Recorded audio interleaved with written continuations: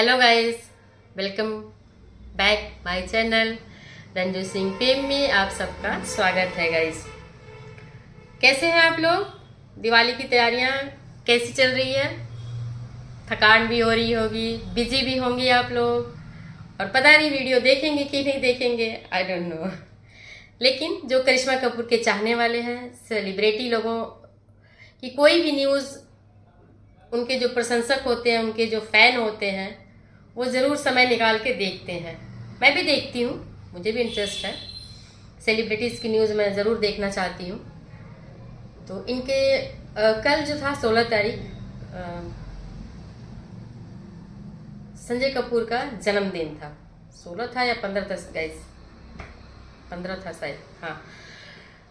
तो उन पे हमने कल वीडियो बनाई थी, उनको श्रद्धांजलि देते हुए।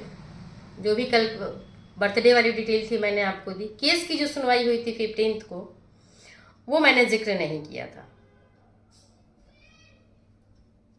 तो आज मैं उस पर बात करना चाहूँगी कि जो ये केस दोबारा से दायर कर दिया गया है, किसके किसके ऊपर?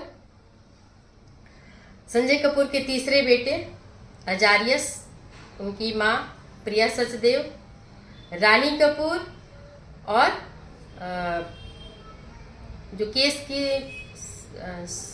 क्या नाम है इनका, श्रद्धा सूरी मारवाह, ये केस की वसीयत की एग्जीक्यूटर है। इन्होंने ही वसीयत बनाई है। तो इनको भी लपेटे में लिया गया है, क्योंकि इन लोगों के ऊपर केस होगा। क्योंकि रानी कपूर की जो प्रॉपर्टी थी ना, 10,000 या जो भी शेयर होल्डर उनके पास था, उसको संजय कपूर ने लेकर के ट्रस्ट में डाल दिया था। जो फैमिली ट्रस्ट होता है, उस ट्रस्ट में डाल दिया था। और उस ट्रस्ट का 60% वसीयत के हिसाब से 60% प्रिया सचदेव को, 12 से 15%, आई थिंक 12% लगभग अजारियस को दिया गया है। और बाकी जो बचा हुआ 75% तो इन्हीं माँ बेटे के हिस्से में आ गई। 25% जो बच रहा है, उसमें सबको मिलना है। ये हमने पहले भी आपको बताया था। तो जो रानी कपूर का प्रॉपर्टी था, उसको संजय कपूर ने ट्रस्ट में डाल दिया। और तो वो प्रॉपर्टी, वो एक फेस थे कंपनी का, जो विरासत है उसके फेस थे, काम कर रहे थे। तो वो प्रॉपर्टी भी उनका क्या राइट है कि प्रिया सचदेव के हैंडओवर कर दें, उनके नाम कर दें वसीयत में, बाकी सबको वसीयत से बाहर कर दें।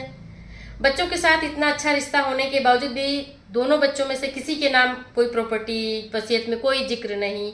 और जो जिक्र भी है गाइस, पहले तो मैं समझ नहीं पा रही थी कि जिक्र क्यों नहीं है। अगर जिक्र नहीं है तो फिर ये बात कहाँ से आ रही है कि बच्चों के नाम गलत लिखे गए हैं? जाहिर सी बात, जिक्र तो हुआ है विल में।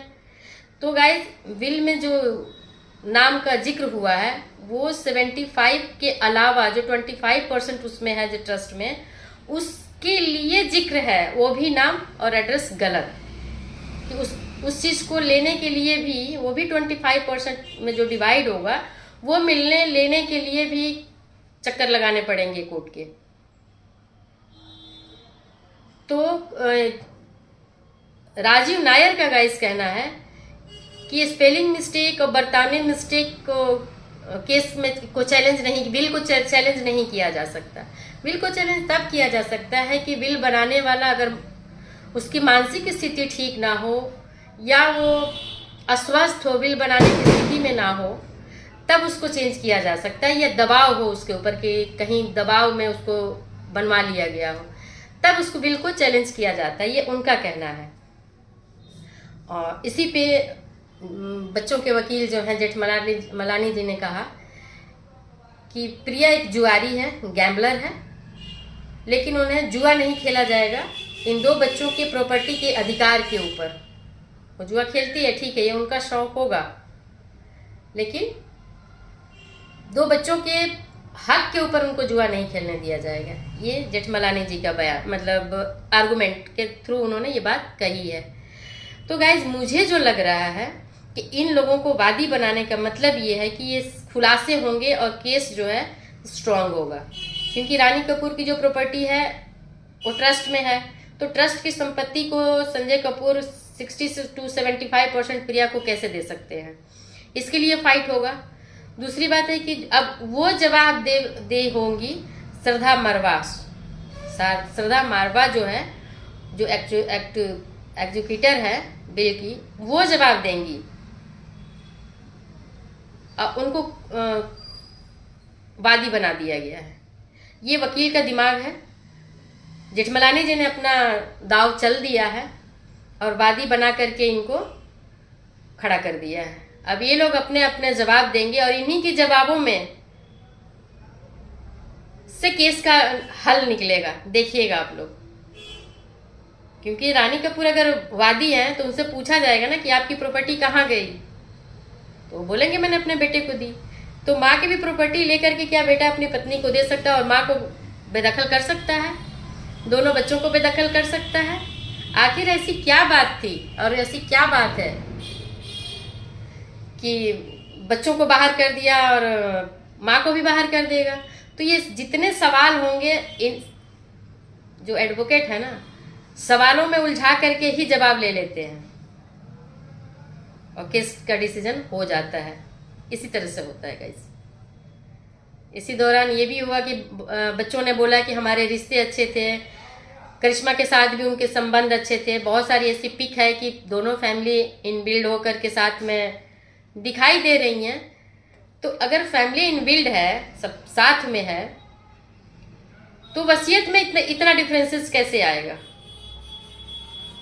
तो गाइस कितना भी कोई बयान दे ले, कितनी भी कोई सफाई दे ले, लेकिन 100% विल में हेर फेर जालसाजी की गई है।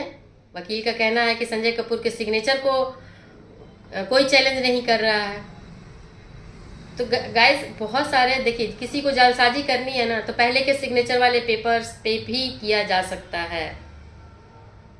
रानी कपूर के भी तो सिग्नेचर लिए गए हैं, रानी कपूर का भी तो बयान है ये। तो प्रिया कपूर के एडवोकेट का बयान था कि अगर करिश्मा के साथ इनके रिश्ते अच्छे थे तो फिर दूसरी पत्नी क्यों आई जिंदगी में? गाइस जो मनचला होता है ना, दो क्या दो, तो ये तो अथराइज्ड है। कितने अनअथराइज्ड रिश्ते भी होते हैं। जिसका मन सही ना हो और पैसे अफराद हो ना, तो बहुत लोगों को पालने के उसकी कुलबुलाहट होती है। तो अब लीगल में जो भी चीजें आ रही है सामने, उसका फेस हो रहा है और होगा। तो अब देखते हैं गाइस कि क्या होता है और इंतजार करेंगे हम, क्योंकि सेलिब्रिटी जो होते हैं उनके बारे में हर किसी, क्योंकि वो खबरें बनती है, मीडिया में खबरें बनती है और खबरों से हम अट्रैक्ट होते हैं और उससे सीखने को मिलता है। ऐसी बात नहीं है, इससे सीखने को मिल रहा है कि हमें अपने लाइफ के डिसीजन कैसे लेने चाहिए, क्या करना चाहिए। अगर इस तरह के रिश्तों में है तो हमें क्या करना चाहिए, क्योंकि बॉलीवुड में, क्योंकि रिलेशन इनका बॉलीवुड से भी है, अरे करिश्मा कपूर बॉलीवुड से ही हैं, तो बॉलीवुड में तो ये रिश्ते ऐसे भरे पड़े हैं, तो शायद औरों को भी सीखने को मिल जाए, औरों की लाइफ में इस तरह की प्रॉब्लम्स ना हो। और गाइस कभी भी इस तरह की केसेस जो है ना, मुकदमों से नहीं सुलझते हैं। इनको एक टेबल पे आके कॉम्प्रोमाइज करके ही रास्ता निकाल लेंगे तो समय से निकल जाएगा। केस का तो गाइस अंत ही नहीं है कि 10 साल चलेगा या 20 साल चलेगा। और इन लोगों ने लगा दिया है कि प्रॉपर्टी को कहीं से भी इधर से उधर ट्रांसफर या सेल कुछ नहीं किया जा, यथा स्थिति रखने के लिए परमिशन ली गई है। तो इस सिचुएशन में अगर प्रॉपर्टी फंस रही है, चीज़ें रुक रही हैं, तो कॉम्प्रोमाइज़ ही बेस्ट ऑप्शन रहेगा इनके लिए। तो देखते हैं, जितना ये उलझेगा, जितनी बुरी तरीके से उलझेगा उतनी जल्दी सुलझेगा। कोई भी चीज़ बहुत ज़्यादा उलझता है तो जल्दी सुलझता है।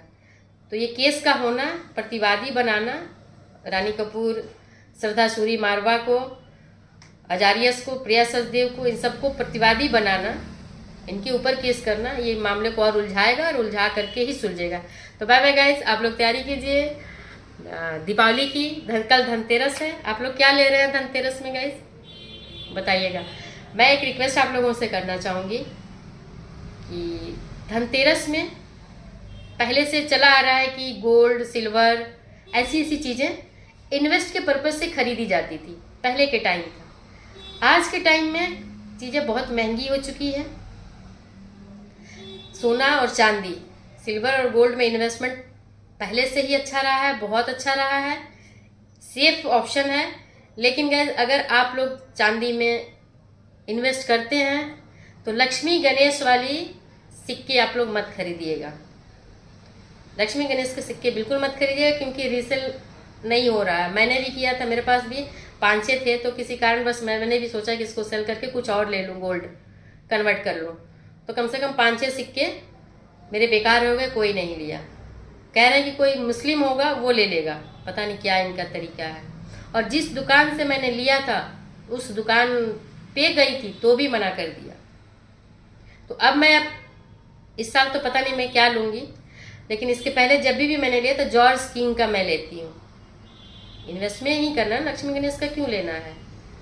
तो जॉर्ज किंग का मैं लेती हूँ, 10 ग्राम का हो या 5 ग्राम का हो या 20 ग्राम का हो, आते हैं। तो अगर आप लोगों को लेना हो तो ये भले ले लीजिएगा, लेकिन लक्ष्मी गणेश वाली सिक्के को मत लीजिएगा। तो बाय बाय गाइस, मिलते हैं कल धनतेरस में कि कल क्या लिया आपने, फिर हम बात करेंगे। Bye bye. Like comment and subscribe जरूर कीजिएगा। बाय।